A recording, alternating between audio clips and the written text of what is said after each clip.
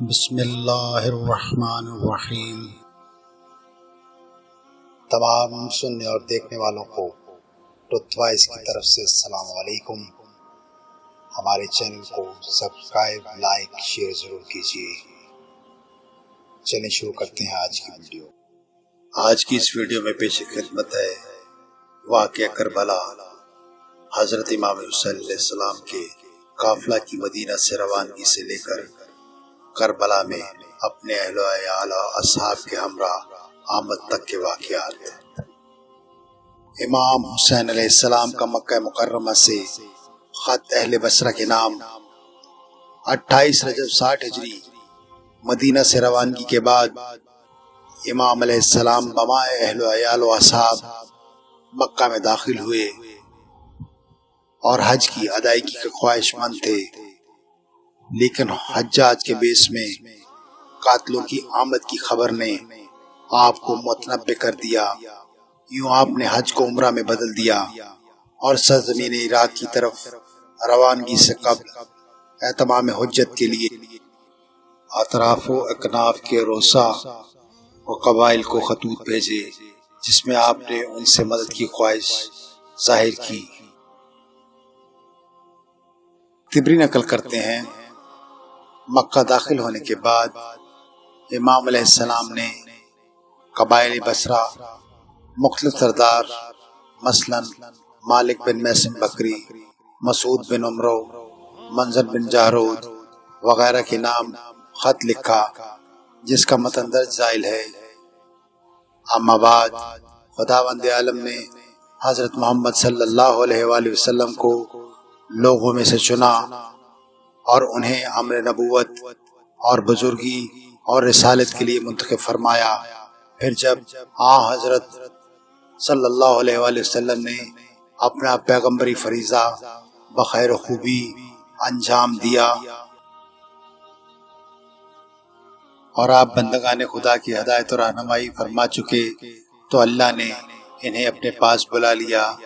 ہمارا خاندان اولیاء اور پیغمبر اکرم صلی اللہ علیہ وآلہ وسلم کے وارثوں اور امت کے شائستہ ترین افراد کا خاندان تھا، اور امت رسول کے درمیان ممتاز ترین خاندان میں شمار ہوتا تھا۔ لیکن ایک گروہ ہم پر سبقت لے گیا اور اس نے یہ حق ہم سے چھین لیا، اور ہم نے بھی یہ جانتے ہوئے کہ ہم اس گروہ پر بھاری رہیں گے، شائستگی کی بنیاد پر امت کو ہر قسم کے فتنہ، نفاق اور پریشانی و پراگندگی سے بچانے اور بیرونی دشمنوں کو تسلط سے باز رکھنے کی خاطر رضا و رغبت کی خاموشی اختیار کی، اور مسلمانوں کے آرام و سکون کو اپنے حق پر مقدم سمجھا۔ البتہ اب میں اپنا نمائندہ تمہاری طرف بھیج رہا ہوں، تمہیں کتاب خدا اور سنت رسول صلی اللہ علیہ وآلہ وسلم کی دعوت دیتا ہوں۔ اس کے لیے اس وقت ہم ایسے حالات سے گزر رہے ہیں کہ سنت رسول صلی اللہ علیہ وآلہ وسلم ختم ہو چکی ہے اور اس کی جگہ بدعت نے ڈیلے ڈال رکھے ہیں۔ اگر تم نے میری اس دعوت پر لبیک کہی تو میں تمہیں خوشبختی اور سعادت کی طرف ہدایت کروں گا۔ خدا کا درود، اس کی رحمتیں اور برکتیں تم پر ہوں۔ امام نے یہ خط اپنے ایک دوست سلمان کے توسط سے بصرہ بھیجا۔ سلمان بصرہ میں اپنا فریضہ انجام دینے امام کا خط پہنچانے کے فوراً بعد گرفتار ہو گئے۔ ابن زیاد نے کوفہ کی طرف روانہ ہونے سے پہلے ان کی پھانسی کا حکم صادر کر دیا۔ امام حسین علیہ السلام کی شہادت کے لیے آماد کی اور جناب محمد حنفیہ کے نام خط۔ امام حسین علیہ السلام سفر کربلا میں ہیں۔ اب ہم بھی منزل بمنزل کربلا حسین کے ساتھ چلیں گے۔ بس یہاں محرم کا چاند نمودار ہو رہا ہوگا، وہاں امامت کا سورج اور جناب زہرا کا چاند عرض نینوا میں اپنے ستاروں کے ساتھ غروب ہونے جا رہا ہوگا۔ اللہ کی ذات تمام پردیسیوں اور مسافروں کے سفر کو امام حسین کے سفر کے صدقے میں آسان کرے۔ اے چشم فلک کیا تو نے حسین جیسا مسافر کہیں دیکھا تھا؟ آخر کار وہ مرحلہ آ گیا جب قافلہ صبر رضا کے چلنے کی باری آئی۔ ابا عبداللہ حسین نے بحثرت جد بزرگوار اور ماں کی قبر کی آخری زیارت کی اور مسموم مظلوم بھائی کو جنت البقیع میں وداع کیا۔ روایت کہتی ہے کہ حسین ماں کی قبر سے جدا ہوئے تو مثل بچے کے پھوٹ پھوٹ کر روئے، پھر نانا اور بھائی سے امت کے مظالم کی شکایت کی اور شدید گریہ کیا۔ اللہ کا سلام ہو آپ علیہ السلام کی ان خوبصورت آنکھوں پر جن سے آنسو مثل گوہر گرتے تھے۔ پس عزیزو، حسین کے گریہ و بکا سے رسول صلی اللہ علیہ وآلہ وسلم قبر مطہر میں قرار نہ پا سکے۔ آخر وہ نانا خاموش بھی کیسے رہتے جن کے دوش پر حسین علیہ السلام پلے تھے، اور بھلا وہ ماں بھی کیسے خاموش رہتی جس نے چکیاں پیس پیس کر انہیں پالا تھا۔ قبر رسول و سیدہ کو لرزہ طاری ہوا اور یہاں سے بھی رونے کی آوازیں بلند ہوئیں، اور میری جان فدا ہو، اور ایسا کیوں نہ ہو۔ آخر حسین کے رونے سے قلب مصطفیٰ صلی اللہ علیہ وآلہ وسلم کو تکلیف پہنچتی تھی۔ اب سیدانیوں کے سواری پر بیٹھنے کی باری آئی اور عصمت و طہارت کی خواتین ایک ایک کر کے سواریوں پر تشریف فرما ہوئی۔ راوی کہتا ہے، اتنے میں ایک بلند قامت خاتون اندر سے برآمد ہوئی۔ ان کے دائیں بائیں جانب بنو ہاشم کے جوان چل رہے تھے۔ انہیں دیکھ کر حسین بن علی تعظیماً کھڑے ہوئے۔ دریافت کرنے پر پتہ چلا کہ یہ زینب بنت امیر المومنین تھی۔ مدینہ سے کربلا اور کربلا سے واپس مدینہ تک حسین بنت علی اپنے بھائی حسین بن فاطمہ کی حجت قاطعہ و دلیل و برہان بنی اور بلا شبہ شریکت الحسین ٹھہری۔ زینب سلام اللہ علیہ کا حسین کا ساتھ دینا کربلا میں واجب کی حیثیت رکھتا تھا۔ اگر آپ نہ ہوتی تو ان سب قربانیوں کو کوفہ و شام کے بازاروں اور مجمع عام میں لہجہ لسان اللہ میں کون بیان کرتا۔ واللہ یہ زینب سلام اللہ علیہ تھی جو قول میں سچی، کردار میں اپنی ماں فاطمہ بنت محمد صلی اللہ علیہ وآلہ وسلم کی طرح مکمل تصویر تھی، جن کے قول کو جھٹلایا نہ جا سکا، جن کی آواز دبائی نہ جا سکی، جن کی مظلومیت کو نظر انداز نہ کیا جا سکا، اور قیامت تک یزیدیت کو ایسا رسوا کر گئی کہ سب واضح ہو گیا کہ نبی عربی صلی اللہ علیہ وآلہ وسلم کے دین کے اصل وارث وہامی کون ہیں، اور اسلام کے نام پر دین کے لبادے میں منافقت و انحراف اختیار کرنے والے کون ہیں۔ تبھی تو زینب سلام اللہ علیہ باصرار اپنے بھائی کے ہمراہ چلی تھی۔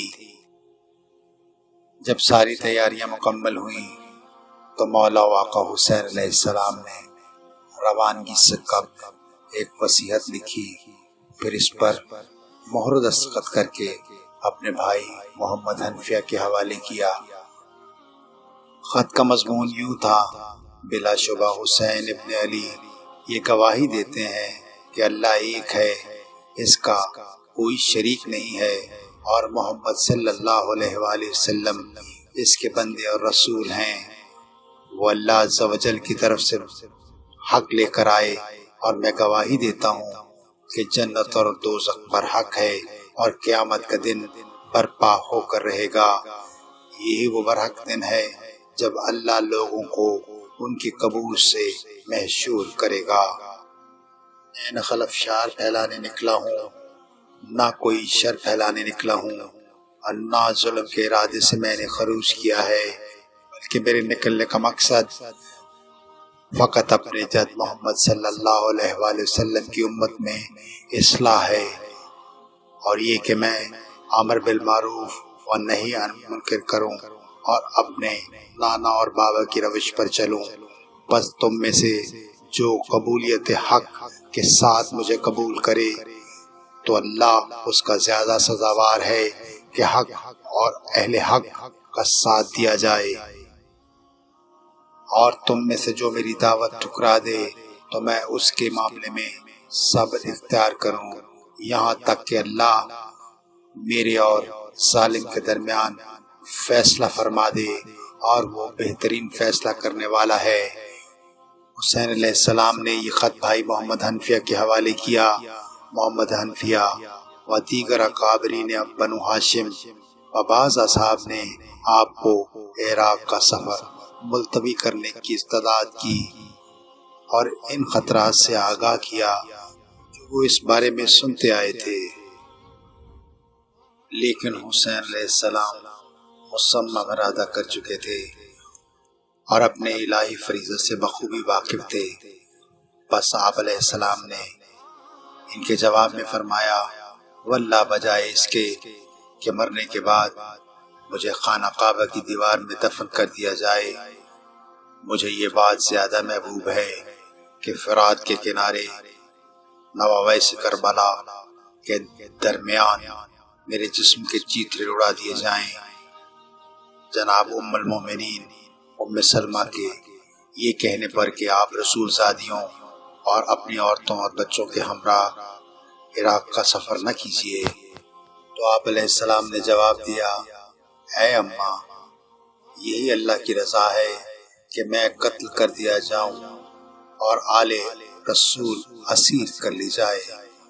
بعض روایتوں میں آیا ہے کہ آپ علیہ السلام نے سفر سے منع کرنے والے اصحاب سے کہا کہ اللہ مجھے مقتول دیکھنا چاہتا ہے۔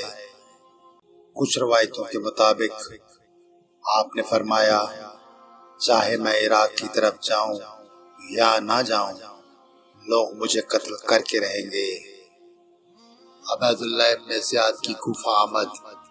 دوستو، اب ہم منزل بمنزل منازل کربلا کی طرف بڑھ رہے ہیں۔ انشاءاللہ اللہ کاروان عشق و صبر وفا کی یہ عظیم روداد ہم اپنے خون جگر سے لکھ کر اس عظیم واقعہ میں اپنی بھی روحانی شمولیت کو یقینی بنائیں گے۔ دوستو، بلا شبہ سفر کربلا کی منزلیں عجیب سے عجیب تر ہیں، اور کوئی واقعہ عزیز زہرا مرضیہ علیہ السلام کے واقعہ سے عجیب تر نہیں ہے۔ غریب و سادہ و رنگی ہے داستان حرم، نہایت اس کی حسین، ابتدا ہے اسماعیل۔ میں اور میرے ماں باپ اور اہل اولاد قربان جائیں اس قافلہ پر جو موت کی جانب روا دوا تھا، اور شہادت جن کا استقبال کر رہے عرض غازریات پر لب فرات اقربا بلغ نینوا کے پاس مقام کرب و بلا پر منتظر تھی۔ اللہ اکبر۔ عزیزو، جب بصرہ میں مولا حسین علیہ السلام کے قاصد جناب سلمان رضی اللہ تعالی عنہ بحکم بدنہاد ابن زیاد شہید کیے جا چکے، تو گویا قافلہ حسینی کی شہادت کی ابتدا بصرہ سے ہو گئی تھی۔ ہمارا سلام ہو سلمان قاصد حسین و اصحاب فرزند رسول پر، جنہوں نے قافلہ صبر و رضا میں سب سے پہلے شہید کی حیثیت سے اپنا نام محضر شہداء میں لکھوایا۔ بس یزید لعین نے کوفہ کی صورتحال دیکھتے ہوئے اپنے قریبی مشیروں کی کہنے پر ابن زیاد کو کوفہ کی اضافی عمارت ولایت دے دی، جہاں کے لوگ جناب مسلم بن عقیل علیہ السلام کے ہاتھ پر امام مظلوم علیہ السلام کی بیعت کر کے یزیدی حکومت کے خلاف آواز بلند کر چکے تھے۔ ایسے حالات سے نپٹنے کے لیے یزید کو مجسم زنگوار شکی بن شکی وہ بدنہاد ابن زیاد جیسے کمین و پس شخص کی ضرورت تھی جو کوفے کے حالات کو بہر صورت ہر قیمت پر سختی و دریشی سے قابو کر سکے، ایسا شخص جو مخلوق کی رضا کی خاطر خالق کے غیظ و غضب کی پرواہ نہ کرنے والا ہو۔ بس یزید کے حکم پر یہ لعین بن لعین اپنے ناپاک وجود اور ارادوں سمیت بصرہ سے کوفہ کی جانب روانہ ہوا اور اپنی جگہ اپنے بھائی کو بصرہ کی امارت سونپ دی، اور نکلتے وقت اہل بصرہ کو بھی نافرمانی کی صورت میں سخت دھمکیاں دیں۔ عبداللہ ابن زیاد لعنت اللہ علیہ اپنے اہل و عیال اور ساتھیوں عمر بہلی، شارق بن اور حریسی سمیت بصرہ سے عازم کوفہ ہوا۔ اس نے کوفہ میں داخل ہونے کے لیے اپنی روایتی شیطانی مکاری سے کام لیا۔ جب وہ کوفہ میں داخل ہوا تو اس نے سیاہ قبا سے وطن کی ہوئی تھی اور اپنے منحوس چہرے پر نقاب اوڑے ہوا تھا، کہیں لوگ اس خبیث شکل شناخت نہ کر لیں، اللہ کی لعنت ہو اس پر۔ پس اہل کوفہ جنہیں اس سے قبل امام حسین بن علی علیہ السلام کی کوفہ کی طرف پیش قدمی کی خبر سنی ہوئی تھی اور وہ ان کی انتظار میں تھے، جب عبید اللہ ابن زیاد وہاں پہنچا تو یہ لوگ سمجھے کہ شاید امام حسین علیہ السلام تشریف لے آئے ہیں۔ پس لوگوں نے نقاب میں ہونے کی وجہ سے اسے امام حسین علیہ السلام سمجھ کر اس کا شاندار استقبال کیا اور پورا کوفہ مرحبا کے نعروں سے گونج اٹھا، یا ابن رسول اللہ خوش آمدید، آپ کی آمد مبارک ہو۔ ابن زیاد چپ چاپ چلتا رہا اور لوگ اس کے ہاتھ کو بوسہ دیتے اور مرحبا یا ابن رسول اللہ کی آوازیں بلند کرتے اس کا استقبال کرتے آگے بڑھتے رہے تھے۔ رات ہونے کی وجہ سے اس کی شناخت بھی ممکن نہیں تھی۔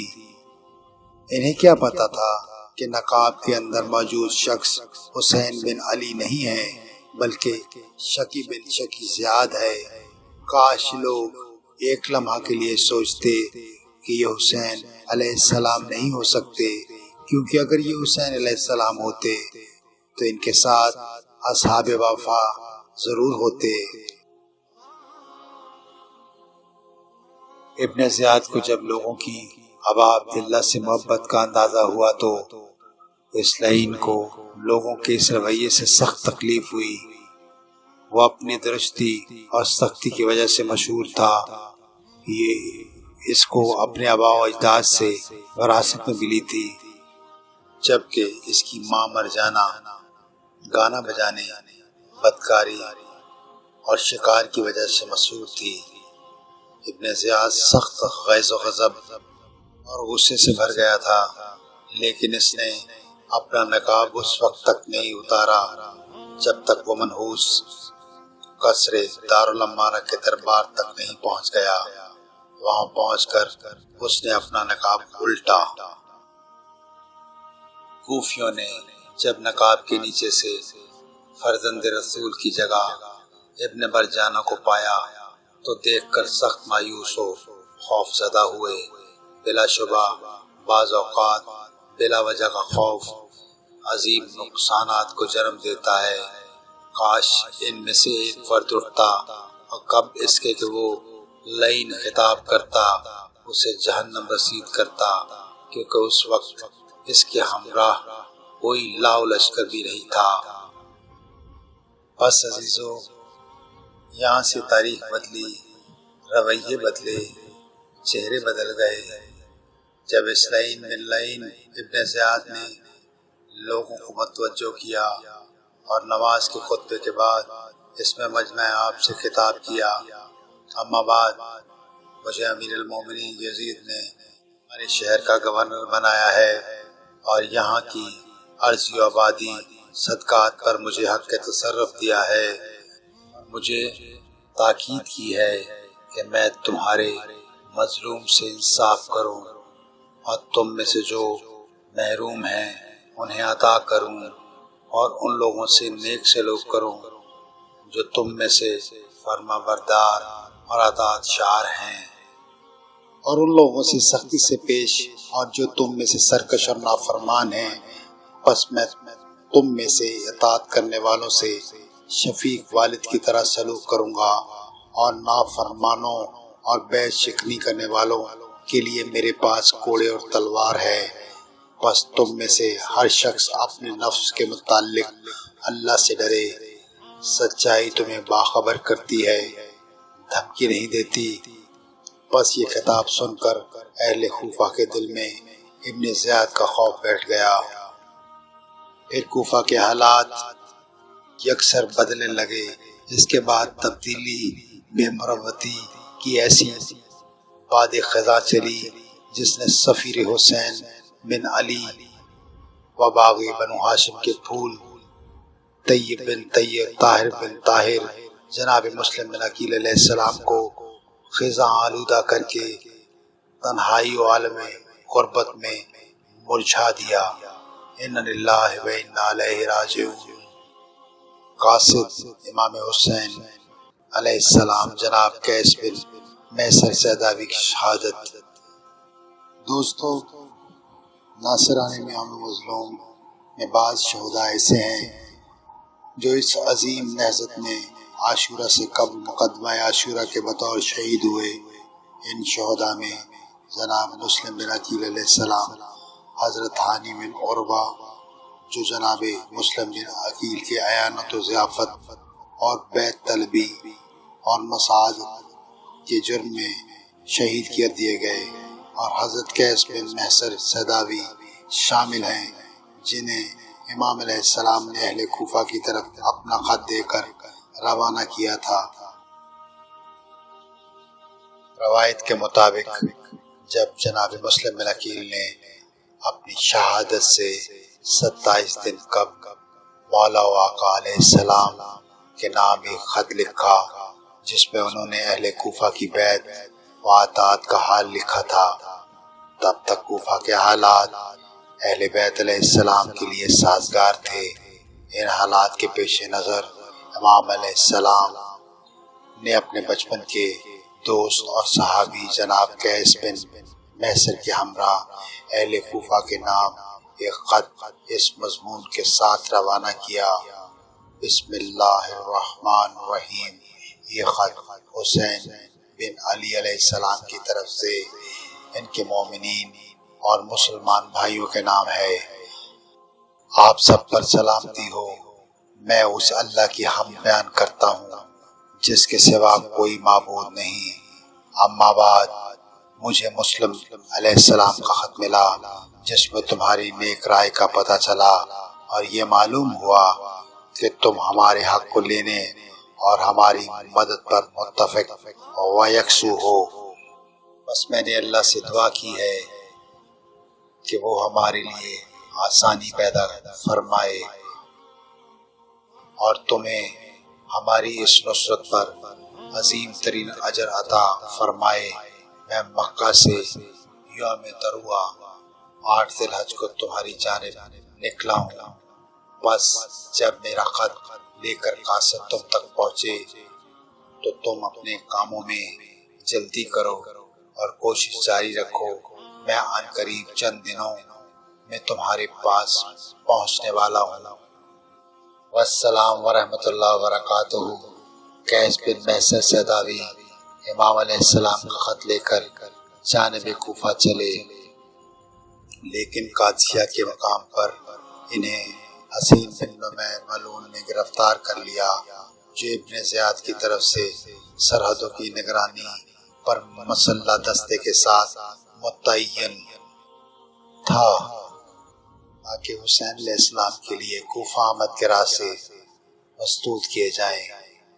گرفتاری سے قبل قاصد حسین جناب قیس بن محسر نے وہ نامہ چاک کر دیا تاکہ ابن زیاد لعین کو مالک خط کے مضمون کا علم نہ ہو۔ بس انہیں گرفتار کر کے ابن زیاد لعین کے سامنے پیش کیا گیا۔ تو ابن زیاد نے پوچھا تم کون ہو؟ قیس نے انتہائی جرأت و بہادری سے جواب دیا میں امیر المومنین علی بن ابی طالب علیہ السلام اور ان کے فرزند کے شیعوں میں سے ایک ہوں۔ تو وہ ملعون بولا تم نے خط کیوں پھاڑ دیا؟ تو جناب قیس نے جواب دیا تاکہ تجھے اس خط کے مضمون کا علم نہ ہو سکے۔ ابن زیاد نے پوچھا کہ یہ خط کس کی طرف سے کن لوگوں کے نام لکھا گیا تھا؟ جناب قیس نے فرمایا علیہ السلام کی طرف سے اہل کوفہ کی ایک جماعت کے نام یہ خط تھا، مجھے ان کے نام معلوم نہیں ہے۔ یہ سن کر وہ ملعون بہت غضبناک ہوا اور کہا اللہ کی قسم تمہیں اس وقت تک نہیں چھوڑوں گا جب تک تم ان لوگوں کا نام نہ بتا دو، یا تجھے منبر پر جا کر حسین اور ان کے والد اور ان کے بھائی پر سب و شتم کرنا ہوگا۔ جناب قیس نے جواب دیا ان اصحاب کے نام سے تو میں تمہیں ہرگز آگاہ نہیں کروں گا، ہاں البتہ منبر پر جا کر حسین اور ان کے والد اور ان کے بھائی پر لعن و طعن کی شرط مجھے منظور ہے۔ بس لوگ جمع ہوئے، جناب قیس منبر پر چڑھے، پہلے اللہ کی حمد و ثنا بیان کی، پھر نبی اکرم صلی اللہ علیہ وآلہ وسلم پر درود و سلام بھیجا، بعد ازاں علی حسن و حسین پر رحمت کی دعا بکثرت کی اور ان پر سلام بھیجا، پھر ابن زیاد اس کے باپ اور بنو امیہ کے اول و آخر سب پر لعنت کی اور فرمایا اے لوگو میں تمہاری جانب حسین علیہ السلام کا پیغام لایا ہوں، میں ان کو فلاں جگہ چھوڑ کر آیا ہوں اور وہ تمہاری طرف تشریف لا رہے ہیں، بس ان کی مدد کرو۔ جب ابن زیاد نے ان کو قیس کی برسر ممبر گفتگو کی خبر دی گئی تو اس ملعون نے انتہائی غضب کی حالت میں انہیں قصر دارالعمارہ سے زندہ گرانے کا حکم دیا۔ انہیں اس لعین کے حکم پر اس بطل جلیل کو قصر کی بلندی سے اس طرح زندہ گرایا گیا کہ ان کی ہڈیاں شکستہ ہو گئیں۔ اس طرح یہ عظیم حسینی مجاہد جنت الفردوس میں حسین کے اجداد طاہرین کے جوار میں پہنچا۔ انا للہ و انا الیہ راجعون۔ روایت میں ہے بلندی سے گرائے جانے کے سبب اس حسینی پروانے کی ساری ہڈیاں چکنا چور ہو گئیں۔ اس حال میں جب یہ زمین پر تڑپ رہے تھے، ایک ملعون عبد الملک بن عمیر نامی شکی نے ان کا سر تن سے جدا کیا۔ جب اس فعل پر اسے برا بھلا کہا گیا تو یہ لعین کہنے لگا کہ یہ سخت تکلیف اور اذیت میں تھا، میں نے ان کا سر قلم کر کے اس تکلیف سے راحت دی ہے۔ جب امام مظلوم علیہ السلام کو اس عظیم باوفا صحابی قیس بن محصر کی مظلومانہ شہادت کی اطلاع ملی اور آپ کو ان کی شجاعت اور جرأت مندانہ موقف کی خبر دی گئی تو شدید غم سے آبا عبداللہ حسین کے چشمہائے مبارک سے آنسو رواں ہو گئے اور گریہ فرمایا۔ پھر آپ نے اس آیت کی تلاوت کی، ترجمہ یعنی ان میں سے بعض نے اپنا عہد پورا کر دیا اور بعض انتظار میں ہیں کہ اپنا عہد پورا کریں۔ بعد ازاں آپ نے ان کے حق میں دعائے خیر فرمائی، اپنے مبارک ہاتھوں کو سوئے آسمان بلند کیا اور فرمایا اے اللہ ان کا اور میرا ٹھکانہ جنت میں ایک ساتھ کر دے اور تو مجھے اور ان کو اپنی رحمت میں ایک ہی جگہ جمع فرما دے اور انہیں وہ اجر عطا فرما جو تو نے اپنے ثواب میں سے ان کے لیے ذخیرہ کر کے رکھا ہے۔ سلام و قیس محصر کی وفا پر، عظیم قربانی پر، اور سلام و ابا عبداللہ پر جن کی مظلومیت جیسی کسی کی مظلومیت نہیں۔ ولا حول ولا قوة الا باللہ العلی العظیم اعلی لعنت اللہ علی الکافرین۔ سفر کربلا میں مولا امام حسین کی زہیر بن کین رضوان اللہ علیہ سے ملاقات درس کربلا کا ایک عظیم اور روشن باب۔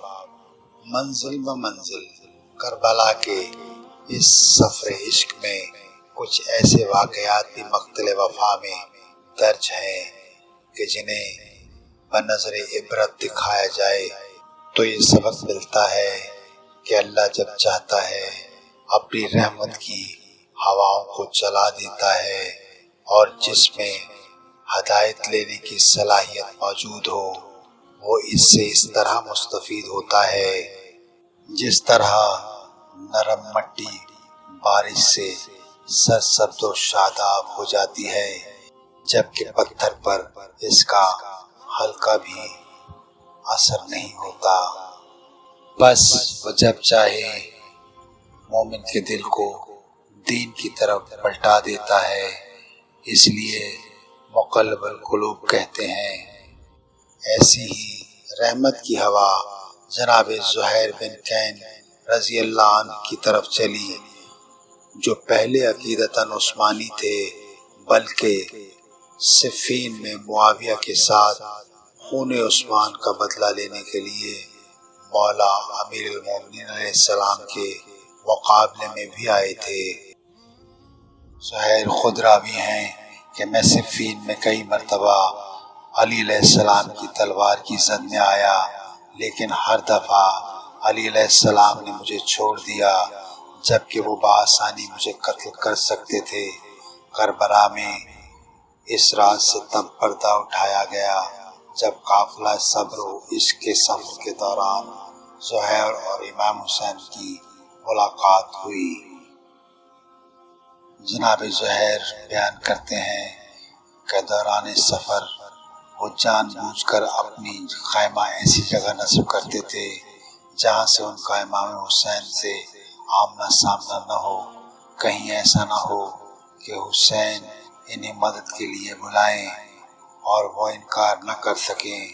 تاریخ طبری میں لکھا ہے کہ جب امام حسین علیہ السلام مقام زردود پر پہنچے، جو خزیمیہ اور سلیبیہ کا درمیانی علاقہ ہے، یہ کوفہ کے حاجیوں کا راستہ ہے، اسی مقام پر جناب زہیر کا خیمہ نصب ہوا۔ اسی سے کچھ ہی فاصلہ پر مظلوم نینوا کا خیمہ بھی نصب تھا۔ زہیر کہتے ہیں کہ اس لمحہ میں زمین کی پشت پر حسین علیہ السلام سے زیادہ کسی سے عداوت نہیں رکھتا تھا۔ طبری لکھتے ہیں کہ اس دوران جب زہیر اور ان کے اہل خانہ اور ان کے ساتھی کھانا تناول کر رہے تھے کہ یک دفعہ حسین کی طرف سے بھیجے گئے قاصد نے زہیر اور دیگر پر سلام کیا اور داخل خیمہ ہو کر کہا، اے زہیر ابا عبداللہ، حسین ابن علی علیہ السلام تمہیں یاد کر رہے ہیں، انہوں نے مجھے بھیجا ہے اور مجھے مامور کیا ہے کہ تمہیں لے کر میں ان کی خدمت میں حاضر ہو جاؤں۔ اس اچانک کی پیغام کے سننے کے بعد اس وقت وہاں یوں محسوس ہوتا تھا جیسے سب لوگوں کے سروں پر گویا پرندے بیٹھے ہوں۔ ابو مخنف راوی ہے، یہ خاموشی دیکھ کر زہیر کی مومنہ زوجہ سے صبر نہ ہو سکا۔ اس کا نام دلہم بنت عمرو تھا۔ وہ زہیر سے مخاطب ہوئی اور کہنے لگی، عجب بات ہے اے زہیر، رسول اللہ کا فرزند تمہارے پاس قاصد بھیجے تاکہ تمہیں ان کی خدمت میں حاضر ہو اور تم گمراہوں کا شکار نظر آتے ہو۔ سبحان اللہ واللہ، اگر یہ پیغام میرے لیے ہوتا تو میں ان کی ضرور اطاعت کرتی۔ یہ کہتی ہوئی وہ باہر نکلی۔ یہی وہ لمحہ تھا جب زہیر بن کین پر اللہ کی رحمت خاص کی نگاہ پڑی، پایا پلٹ گیا، غیرت دینی جاگ گئی۔ پل بھر میں ایک ایسا انقلاب جناب زہیر کے وجود میں برپا ہوا جس نے ان کی حالت یکسر بدل دی۔ زہیر نے اس وقت ایسا فیصلہ کیا جو ان لمحات میں آزاد روشن زمین لوگ کیا کرتے ہیں۔ زہیر مولا کی خدمت میں حاضر ہوئے اور حسین علیہ السلام کی صدائے نصرت پر اپنے خون و جان سے بیعت کی، اور یقیناً نماز عشق تبھی مکمل ہوتی ہے جب اس کا وضو خون وفا سے کیا جائے۔ روایت میں آیا کہ جب جناب زہیر مولا و آقا حسین سے بات چیت مکمل کر کے خیمہ حسینی سے نکلے تو ان کا چہرہ خوشی سے چمک رہا تھا، کیونکہ جو بشارت امام حسین علیہ السلام نے انہیں دی تھی اس سے وہ بے حد خوشحال اور مطمئن تھے۔ واپس آ کر انہوں نے اپنا خیمہ اکھاڑا اور اسے خیمہ حسینی علیہ السلام کے ساتھ نصب کیا، اور اپنی زوجہ سے کہا کہ تمہیں طلاق دیتا ہوں کہ تم جا کر اپنے رشتہ داروں میں رہنا، کیونکہ میرے بعد تم پر سخت مصیبتیں آئیں گی جو شاید تم نہ دیکھ سکو۔ پھر اسے مال کثیر دے کر عزت و احترام سے رخصت کیا۔ دم رخصت وہ کہنے لگی، خدا کے واسطے قیامت کے دن حسین کے جد کے سامنے مجھے فراموش نہ کرنا۔ بعض روایات کے مطابق وہ مومنہ کربلا میں موجود تھی مقتل کی دیگر بعض روایتوں کے مطابق وہ اسی وقت کوفہ روانہ ہوئی، اور شہادت حسینی کے بعد انہوں نے اپنے غلام کو کربلا بھیجا تاکہ وہ اپنے آقا زہیر کو کفن دے کر دفن کریں، لیکن وہ غلام یہ کفن لے کر واپس جب کوفہ پہنچا تو حیران ہو کر پوچھتی ہیں، تم نے زہیر کو کفن کیوں نہ دیا اور یہ کفن واپس لے کر آئے ہو؟ تو وہ غلام دھاڑے مار کر رونے لگا اور کہا، اے آقا زادی، میں اپنے آقا کو کیسے کفن دیتا، کیونکہ میں نے دیکھا کہ میرے آقا کے آقا فخر زمین و آسمان، زیور عرش خدا، فرزند رسول ابا عبداللہ حسین کا جسد اطہر بھی کربلا کی گرم ریت پر بے گور و کفن پڑا تھا۔ بس مجھے شرم آئی کہ میں اپنے آقا کو تو کفن دوں اور حسین علیہ السلام کو بے کفن کربلا کی ریت پر چھوڑ دوں۔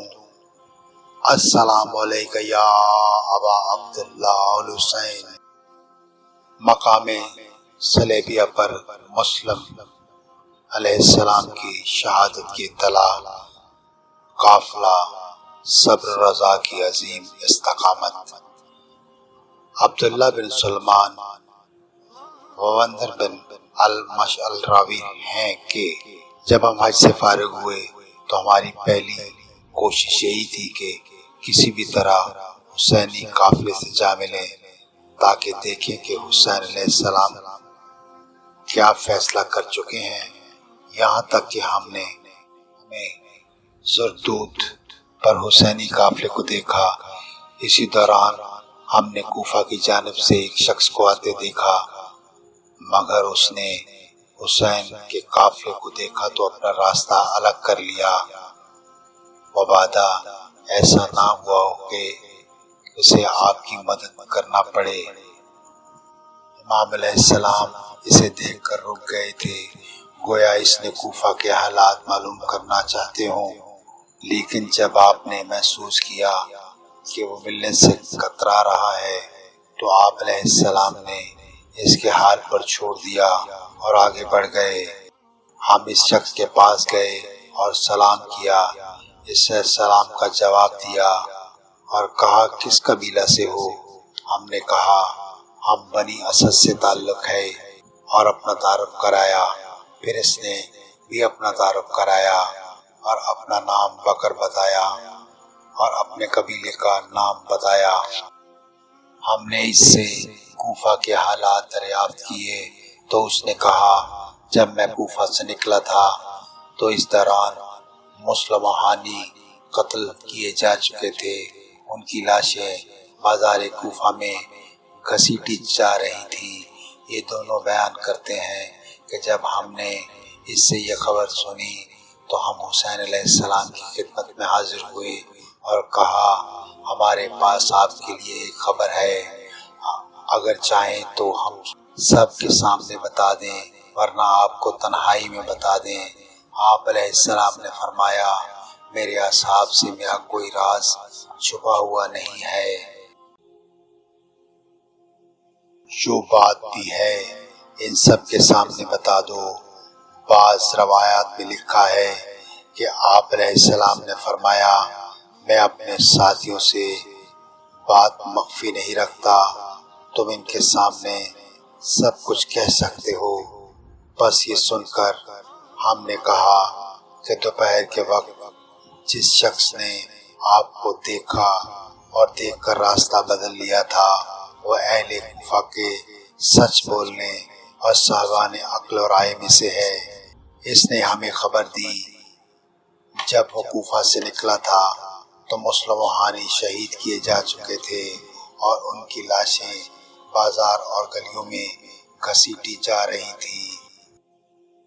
بس یہ سن کر آپ علیہ السلام نے بلند آواز اِنَّ لِلَّهِ وَإِنَّا إِلَيْهِ رَاجِعُونَ پڑھا اور فرمایا اللہ ان دونوں پر رحمت کرے۔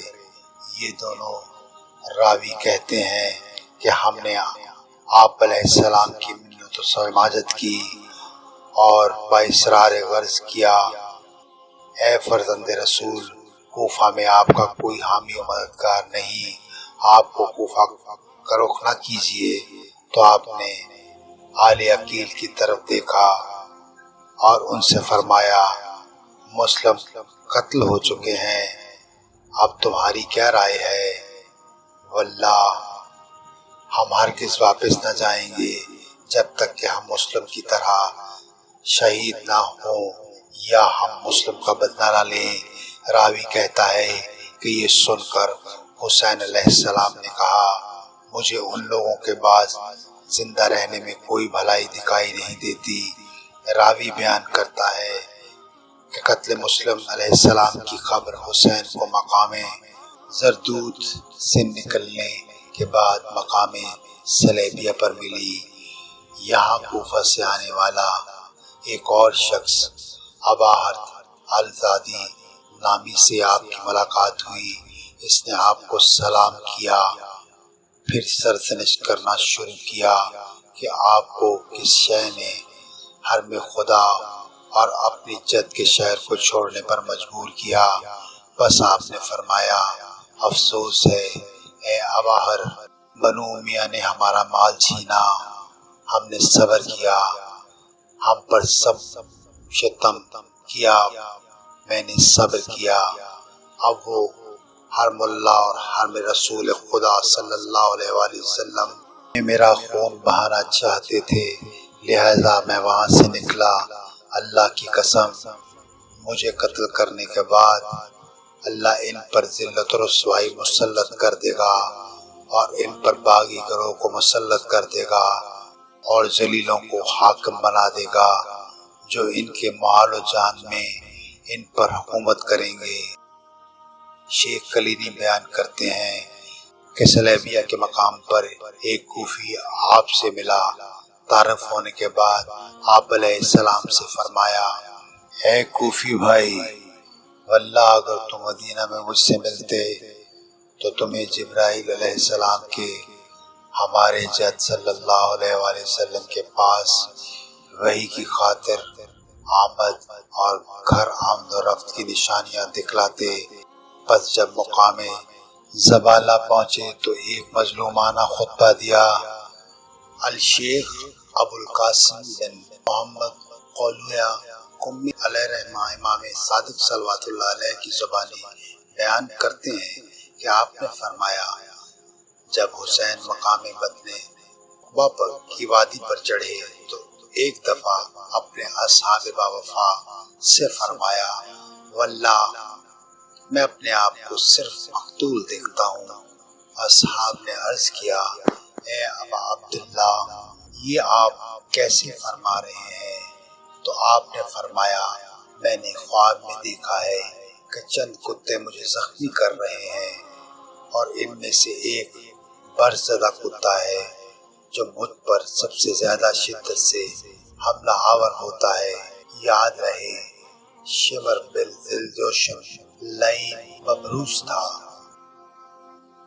اس کے بعد آپ آگے بڑھے اور مقام شراف پر پہنچے جہاں آپ نے صبح کے وقت اصحاب کو حکم دیا کہ مشکیزوں میں پانی ذخیرہ کر لیا جائے۔ شراف سے آپ آدھا دن گزرنے کے بعد آگے بڑھے۔ اس دوران آپ کے اصحاب میں سے ایک نے تکبیر کہی تو مولا نے فرمایا بے شک اللہ ہی اکبر ہے، لیکن اس وقت تکبیر کہنے کی کیا خاص وجہ ہے؟ تو اس نے کہا گویا میں نے سامنے کھجوروں کے درخت کا ایک جنگل دیکھ رہا ہوں۔ یہ سنا تو دیگر صاحب بھی کہنے لگے واللہ ہم نے یہاں کبھی بھی اس سے قبل کھجور کا کوئی درخت نہیں دیکھا تھا۔ بس مظلوم کربلا نے پوچھا پھر تمہاری کیا رائے ہے اور یہ کیا ہو سکتا ہے؟ تو اصحاب نے جواب دیا اے فرزند رسول صلی اللہ علیہ وآلہ وسلم یہ دور سے ہمیں کھجوروں کے درخت کے مانند نظر آنے والے منظر دراصل گھوڑوں کے کان ہے اور یہ ایک لشکر ہے۔ بس حسین علیہ السلام بولے واللہ میں بھی وہی دیکھتا ہوں جو تم دیکھتے ہو۔ بعض کتب مقتل میں لکھا ہے کہ یہ مقام ذوحیسم تھا جہاں قافلہ صبر و رضا نے اس لشکر کو دیکھا۔ بس مولا نے اصحاب سے فرمایا ان سے بچ کر چلنے کے لیے اس سے زیادہ مناسب نہیں دکھائی دیتا کہ ہم اس لشکر کو اپنی پیٹھ کی طرف رکھیں یہاں تک کہ وہ منزل آ جائے کہ وہ ہمارے سامنے آ جائیں۔ بس حسینی قافلے نے بائیں طرف کا راستہ اختیار کیا اور چل پڑا۔ کوئی زیادہ دیر نہیں گزری تھی، اچانک گھوڑوں کی گردنیں واضح ہونا شروع ہوئی۔ اصحاب حسینی نے انہیں دیکھ کر بحکم ایمان راستہ بدلنے کی کوشش کی تو انہوں نے بھی راستہ بدلا۔ ان کے پرچم پرندوں کے پروں کی مانند ہوا میں پھڑ پھڑا رہے تھے۔ مقام ذوحیسم پر حسینی قافلہ ان سے قبل وارد ہوا اور یہاں حسین علیہ السلام نے خیمے نصب کرنے کا حکم دیا۔ اس دوران وہ لشکر بھی آن وارد ہوا جس کی سرکردگی اور بن یزید رہائی کر رہا تھا اور یہ 1000 افراد پر مشتمل گھڑ سوار دستہ تھا۔ یہ دوپہر کا وقت تھا، گرمی زور پر تھی اور کی فوج کا پیاس سے برا عالم تھا۔ شدت پیاس سے ان کے گھوڑوں کی زبانیں باہر نکلی تھی، ان کی تلواریں ان کے کندھوں پر تھیں۔ بس حسین علیہ السلام نے ان کی پیاس دیکھ کر اپنے جوانوں کو حکم دیا کہ ہور اور ان کے سپاہیوں کو پانی پلایا جائے۔ یہ سن کر اصحاب حسینی آگے بڑھے، اپنی ڈھالوں میں پانی بھر بھر کر ہور اور ان کے لشکر کو سیراب کیا۔ اس پر تبصرہ ہم اہل دل پر چھوڑتے ہیں کہ وہ حسین علیہ السلام جن کے ہمراہ چھوٹے چھوٹے بچے اور خواتین سفر کر رہے ہوں اور جنہیں اس پانی کی خود اشد ضرورت پڑ سکتی ہے، مگر اس کریم علیہ السلام نے اپنے دشمنوں تک کو پیاسا دیکھنا گوارا نہیں کیا۔ علی بن الطان المحاربی کہتے ہیں کہ میں ہور کی فوج کا سپاہی تھا۔ جب مجھے ڈھال کے ذریعے پانی پینے کا طریقہ نہ آیا تو حسین علیہ السلام نے کہا، اے میرے بھائی کے بیٹے، عزت افزائی کے لیے عربوں میں کسی کو چچا کا بیٹا کہا جاتا ہے۔ ڈھال کو ترچھا کر لو پھر پانی پی لو، لیکن میں یہ طریقہ بھی جب نہ سمجھ پایا تو حسین علیہ السلام خود آئے اور ڈھال کو ترچھا کر کے مجھے اور میری سواری کو سیراب کیا۔ راوی بیان کرتا ہے، اور کا دستہ قافلہ حسینی کو روکنے کے لیے قادسیہ کی جانب سے داخل ہوا۔ قادسیہ کے مقام پر حسین بن نمیر ملوم کئی ہزار فوجیوں کے ساتھ متعین تھا تاکہ حسین کو کوفہ داخل ہونے سے روکا جا سکے۔ قادسیہ سے ہور کی سرکردگی میں 1000 کی سپاہ حسین علیہ السلام کو گھیر کر ابن زیاد کے پاس لے جانے کی غرض سے بھیجی گئی تھی، جن کا سامنا حسین علیہ السلام سے ذو حسن کے مقام پر ہوا۔ راوی کہتا ہے کہ جب نماز ظہر کا وقت ہوا تو حسین علیہ السلام نے اپنے باوفا صحابی حجاج بن مسرور، بعضوں نے حجاج بن مسرور لکھا ہے، کو اذان دینے کا حکم دیا۔ یہ حسین علیہ السلام کے مؤذن تھے۔ پس جب نماز کا وقت ہوا تو حسین علیہ السلام نالین پہنے برآمد ہوئے۔ آپ نے قمیض کے اوپر چادر اوڑھ رکھی تھی۔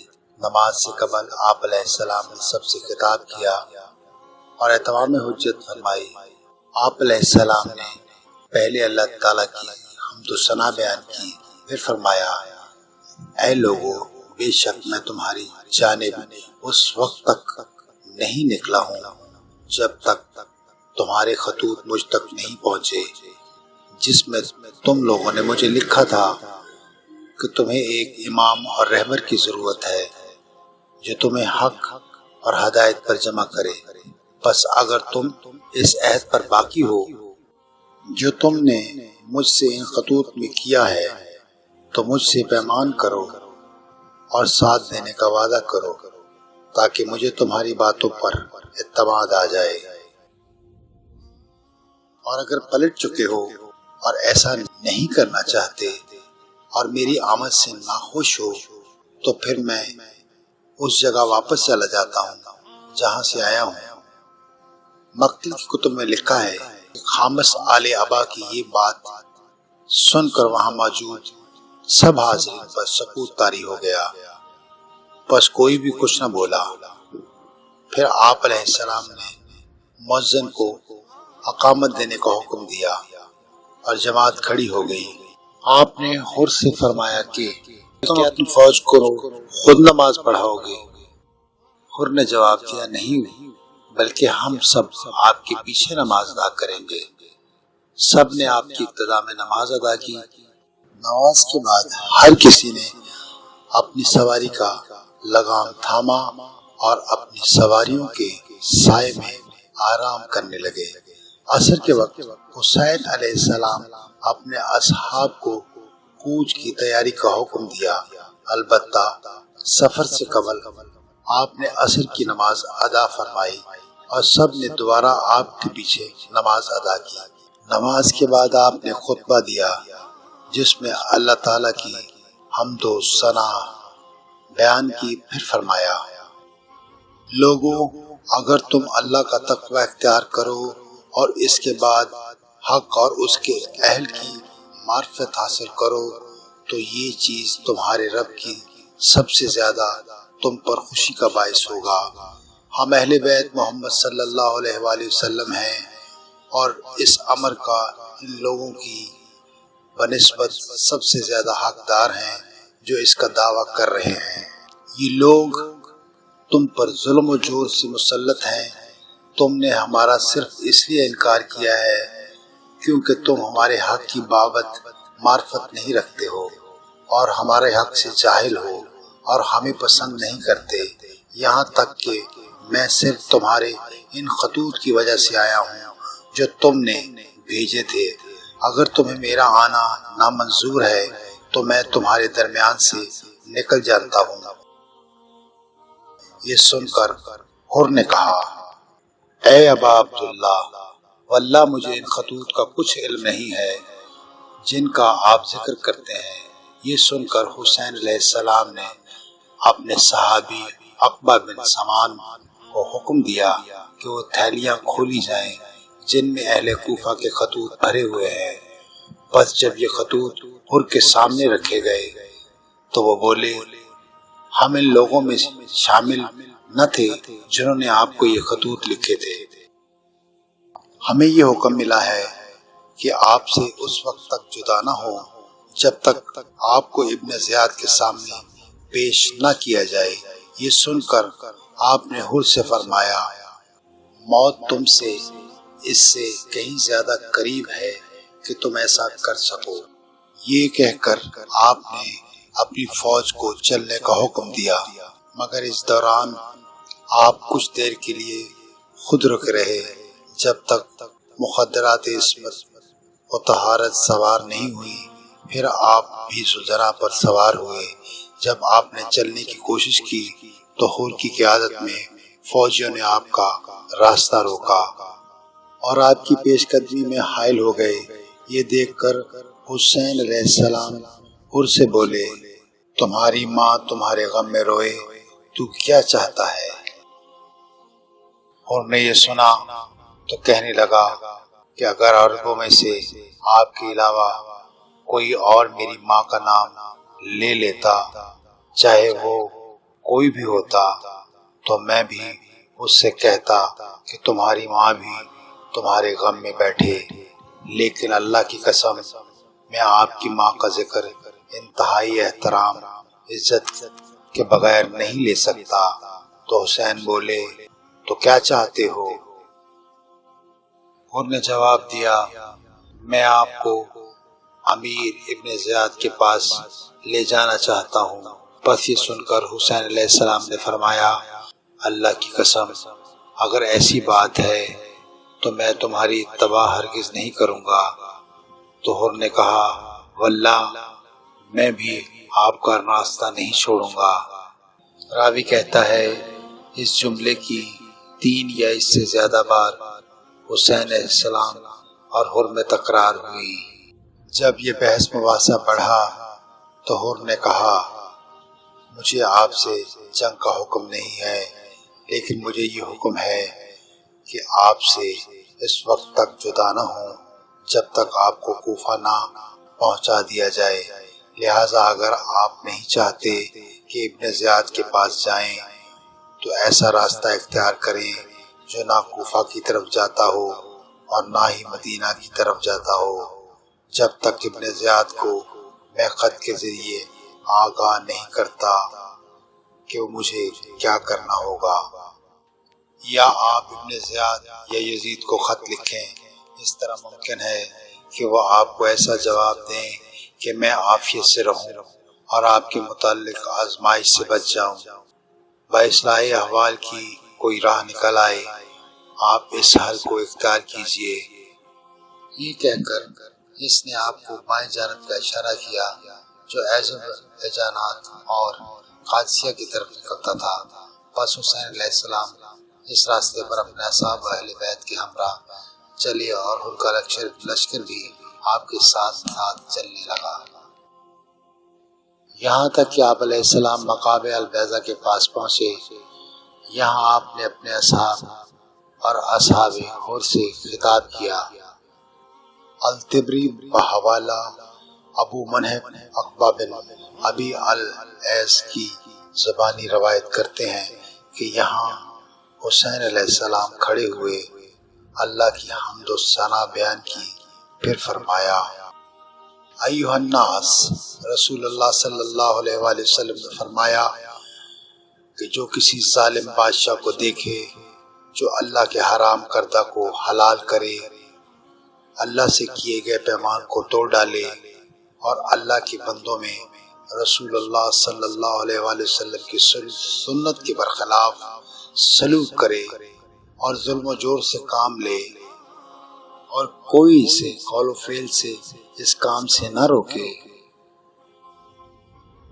بس اللہ پر یہ لازم ہے کہ ایسے شخص کو وہاں داخل کرے جہاں اللہ اس ظالم کو داخل کرے گا۔ جہنم کی طرف اشارہ فرمایا۔ یاد رکھو اس گروہ نے شیطان کی اطاعت خود پر لازم کر لی ہے اور رحمان کی اطاعت سے دستبردار ہوئے۔ انہوں نے فساد کو ہوا دی اور اللہ کے قوانین کو معطل کیا اور مالک خدا پر قبضہ کر لیا۔ اللہ کے حلال کو حرام اور اس کے حرام کو حلال کر دیا ہے۔ میں غیروں سے زیادہ اس امر کا اہل اور حقدار ہوں۔ مجھ تک تمہارے خطوط پہنچے اور تمہارے قاصد آئے جنہوں نے مجھے یہ پیغام دیا کہ تم مجھے تنہا نہ چھوڑو گے اور میری بیعت نہ توڑو گے۔ بلا شبہ اگر تم میری بیعت کو پورا کرتے ہو تو تمہیں ہدایت ملے گی۔ میں حسین بن علی ہوں، فاطمہ بنت رسول اللہ صلی اللہ علیہ وآلہ وسلم کا فرزند ہوں۔ میری جان تمہاری جانوں کے ساتھ ہے اور میرے گھر والوں کی تمہارے گھر والوں کے ساتھ۔ تمہارے لیے میری اتباع میں ایک مثال موجود ہے، لیکن اگر تم میری بیعت اپنی گردنوں سے اتار دیتے ہو اور عہد شکنی کے مرتکب ہوتے ہو تو مجھے اپنی زندگی کی قسم ہے یہ کوئی انوکھی بات نہیں ہوگی۔ تم سے یہی توقع ہے کیونکہ تم نے ایسا ہی میرے والد بزرگوار اور بھائی حسن مجتبیٰ اور میری چچا زاد مسلم بن عقیل کے ساتھ کیا ہے۔ پس جو بیعت شکنی کرتا ہے وہ اپنا نقصان خود کرتا ہے۔ تم نے اپنی مقدر تاریکی کر دی اور وہ شخص جو تم پر اعتبار کرے وہ خود کو فریب دیتا ہے۔ میری فکر نہ کرو، ان قریب اللہ عز و جل مجھے تم لوگوں سے بے نیاز کر دے گا۔ مقام ذوالحسن پر ابا عبداللہ حسین کا خطاب اور اصحاب باوفا کا جواب۔ مقام ذوالحسن پر خامس آل ابا عبداللہ حسین ابن علی نے جب دیکھا کہ دنیا اپنی پیٹھ دکھا چکی ہے اور لوگ بیعت شکنی کر چکے ہیں تو آپ علیہ السلام نے یہاں سے کوچ کرنے سے قبل ایک ایسا بلیغ اور انقلابی خطبہ دیا جس سے حرم رسول اللہ صلی اللہ علیہ وآلہ وسلم اور اصحاب باوفا پر واضح ہو گیا کہ زینت دوش نبی حسین ابن علی کا اب آگے کیا ارادہ ہے۔ عتبہ بن ابی الاعزاز راوی ہیں کہ آپ علیہ السلام نے پہلے اللہ کی حمد و ثنا بیان کی، پھر فرمایا اما بعد، اے میرے ہمراہیو، حالات تم بخوبی دیکھ رہے ہو کہ کس نہج پر پہنچ چکے ہیں۔ بے شک دنیا اپنا رخ ہم سے پھیر چکی ہے اور زمانہ ہم سے روٹھ گیا ہے۔ ہم سے دنیا کی راحتوں اور آسانیوں نے منہ پھیر لیا ہے، پس اب ہمارے پاس راحت دنیا میں سے اتنا ہی رہ گیا ہے، گویا پانی کے ایک گھونٹ کے برابر، یا اس چارے کی بقدر جو کسی چوپائے کے چرنے کے لیے کافی ہو۔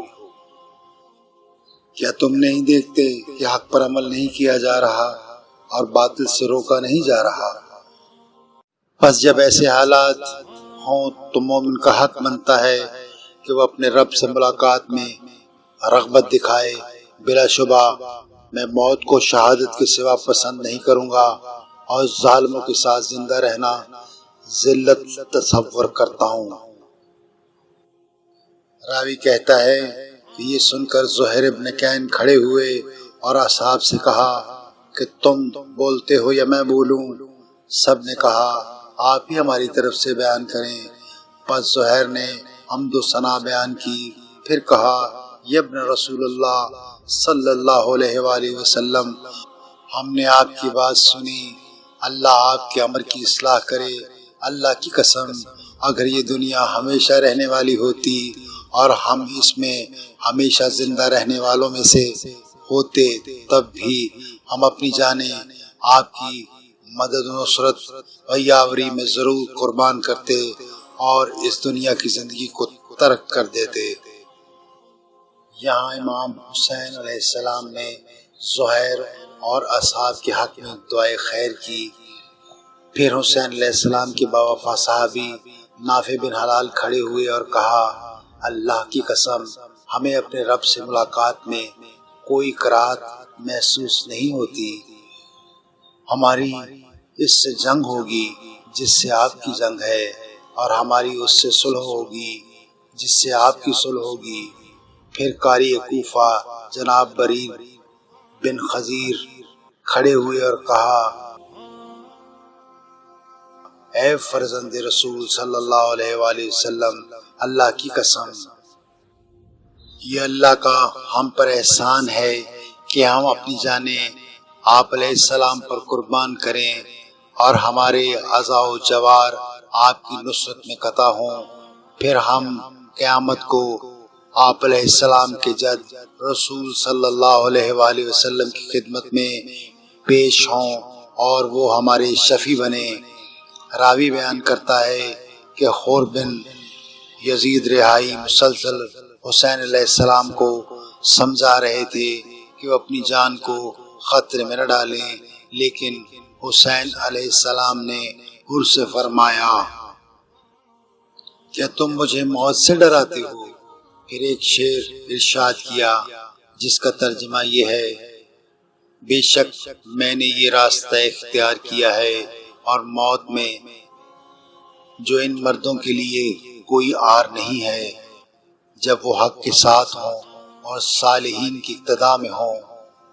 پس اگر میں زندہ بچ گیا تو مجھے اپنی زندگی پر ندامت نہیں ہوگی، اور اگر میں مارا گیا تو میرے قاتلوں کو ذلت و رسوائی نصیب ہوگی۔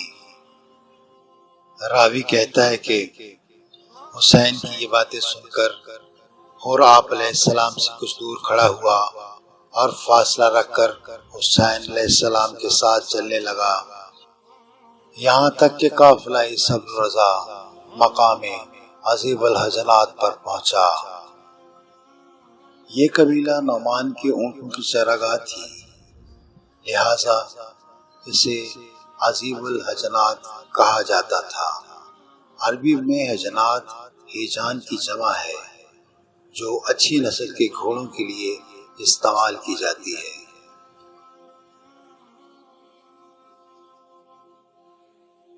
روئے زمین کے افضل ترین لوگوں کا یہ قافلہ، جن کی نظیر نہ آسمان نے اس سے قبل دیکھا تھا اور نہ زمین کی پشت پر چلنے والے ان لوگوں سے زیادہ اللہ اور رسول صلی اللہ علیہ وآلہ وسلم کی نظر میں معتبر اور محترم تھے۔ تاریخ انسانی میں یہ پہلا واقعہ تھا کہ اس قدر صاحبان وفا و شجاعت ایک ہی قافلے میں جمع تھے، جو آہستہ آہستہ اپنے وعدہ گاہ کی جانب رواں دواں تھے۔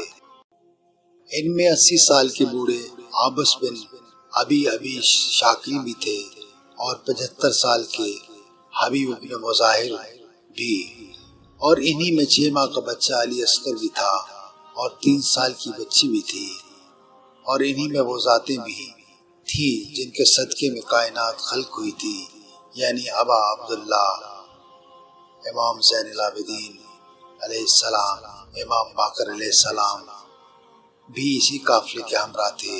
اور اس قافلے میں صبر رضا کی علامت اور لفظ صبر کا مفہوم بخشنے والی پاک بی بی مقدرہ بی بی ثانیہ زہرا علیہ السلام بھی موجود تھی۔ میرے رب کا ان سب پر سلام ہو۔ القصہ مختصر، اس مقام پر قافلہ حسینی پہنچا۔ یہاں آپ علیہ السلام کو کوفہ سے آنے والے 4 افراد آتے دکھائی دیے۔ یہ نافع بن حلال البکری، مجمع بن عبداللہ، عمرو بن خالد اور ترمہ بن عدی تھے۔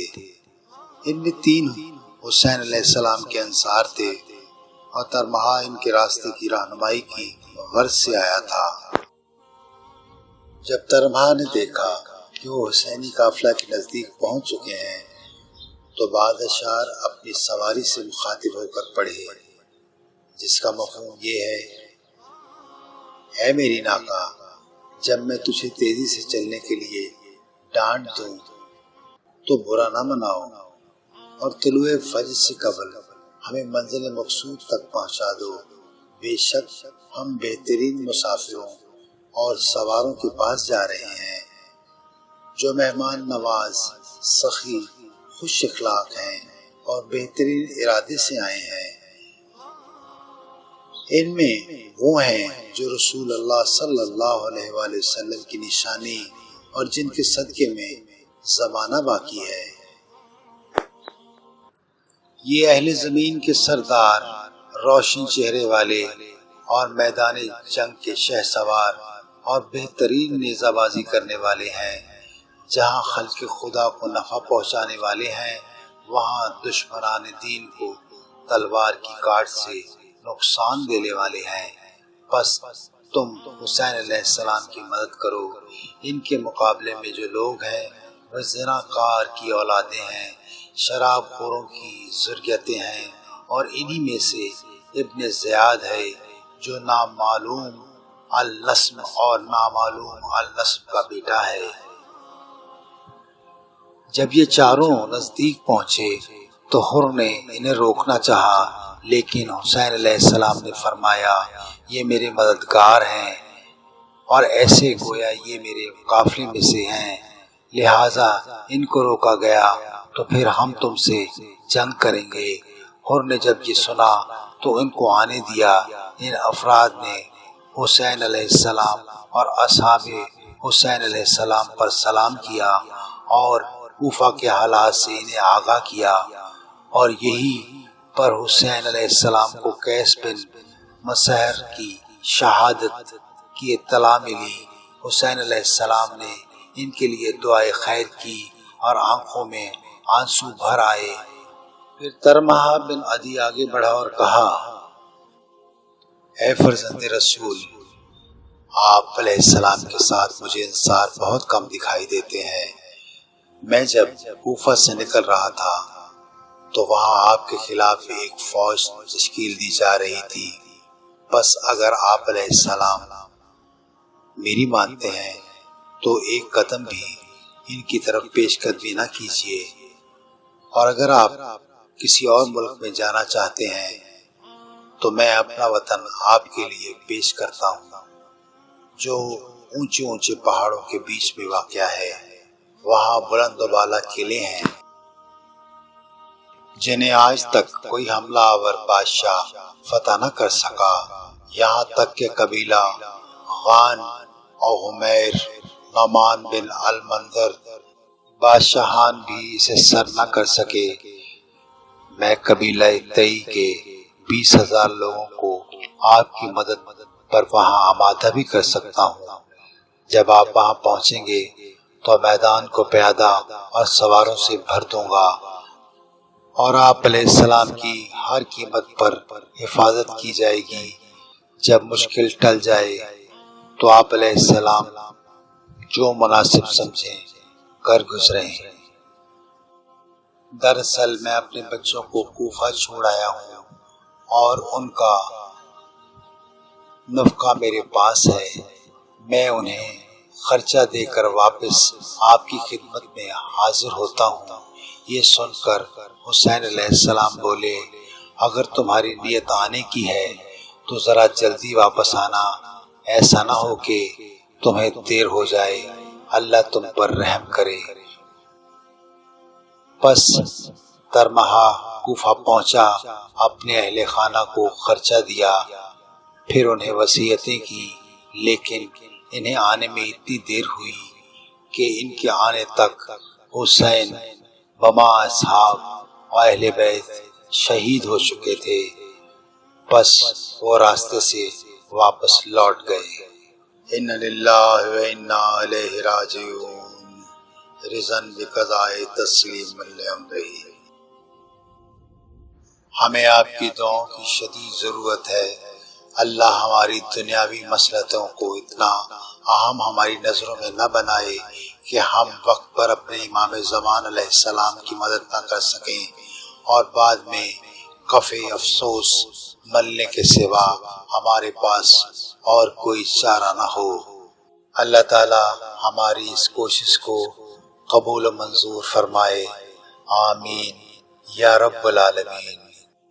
ٹروتھ وائس کی اس کوشش کو سبسکرائب، لائک اور شیئر ضرور کریں۔ شکریہ۔